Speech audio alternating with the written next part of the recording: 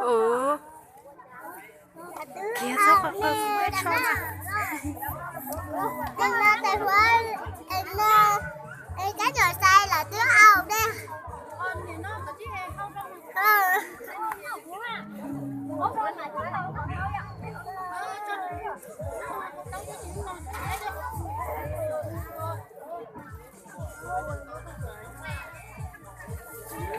Nó trống nó biết tên sai nó ok. Cái trò sai là tiếng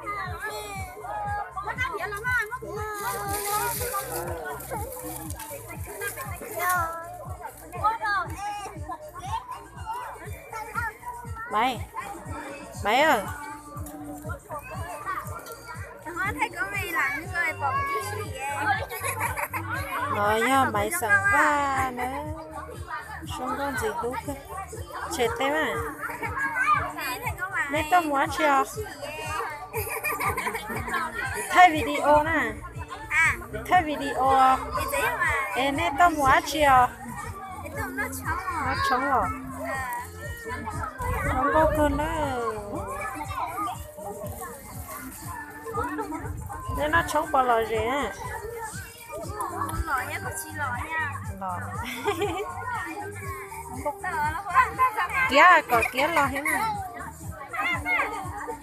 Cảm ơn một bố nữa đi. Bố ở bên chứ không? Bố ơi. Nếu tao muốn chưa? Nó từ tỏ sự cũng thấy nếu ổn lắm mà. Không có ý dạng gọi nữa. Tôi sắp phải nói cho mày. Mua mày. Tôi là nói cho kia. Buồn xì thôi không có nè. Không có gì cứ cô nữa.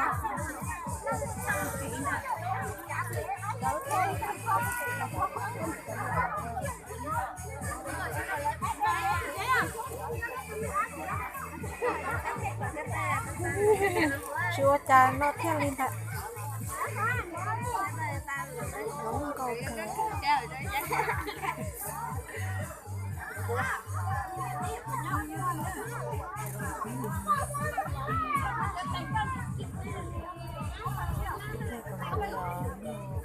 Và đi phí nó sẽ không. Để nó trống đời nó vào thấp thời gian đó. Nó phải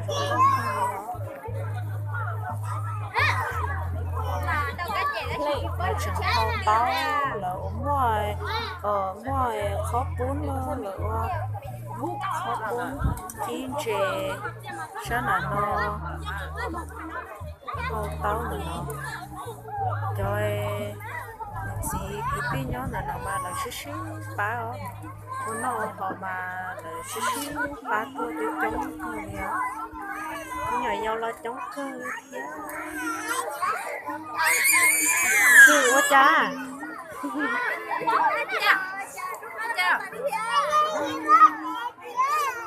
nó ấy nè, ấy thôi tức rồi.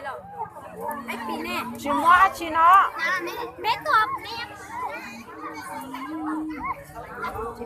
Hôm nay có bún gì đâu.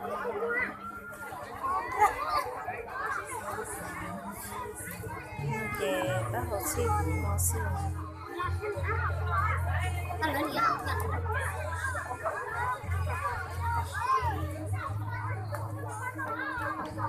Đưa mẹ mua chị à?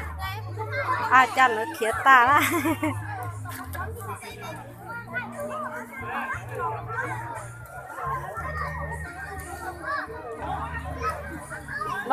Nó. Rồi chị bỏ bắt đầu ta lại.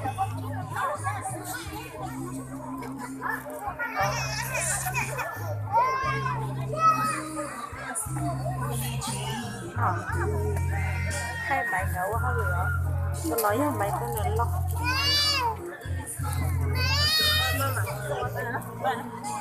Chán thì báo nó chắp mua đó. Hai con nó. Sắc. Cho nó là chúng nó tay đo là dấu ôn là. Nó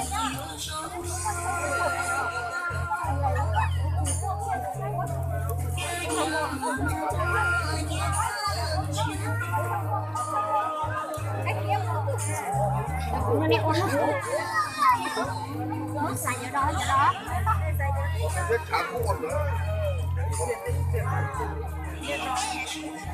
nhìn thấy nó mua là quay là thằng quay đi làm á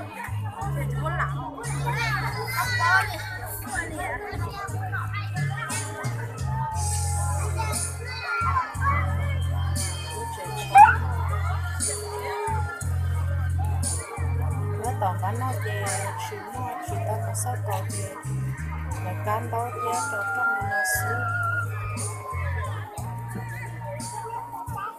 chị quân lấy cho đó rồi đó mà chống cư thay mày có không được có nên sao mày nè quá chưa $1 là nhậu à đỏ hả $10 đỏ à nhậu à nè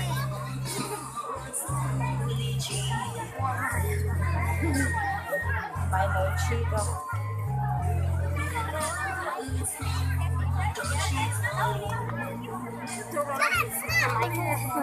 không quá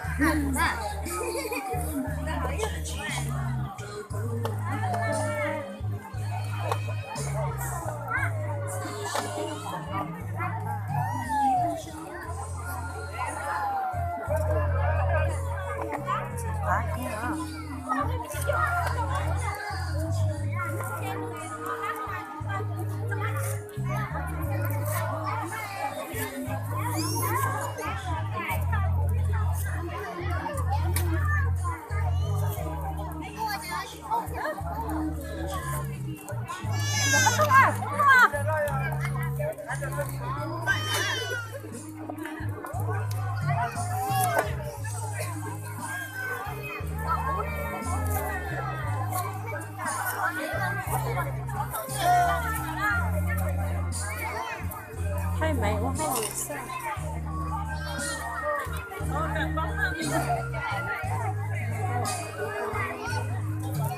thầy đây chỗ đây là chịu có thầy nó làm gì có phải là trẻ tổ nào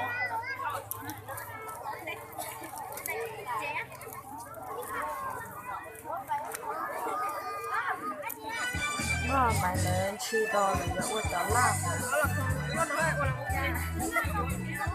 $1 nhưng mà thì thấy đã có nhặt bánh mì này rồi nó dùng đó là thì chị sang đây hả nó có cái nhá này rồi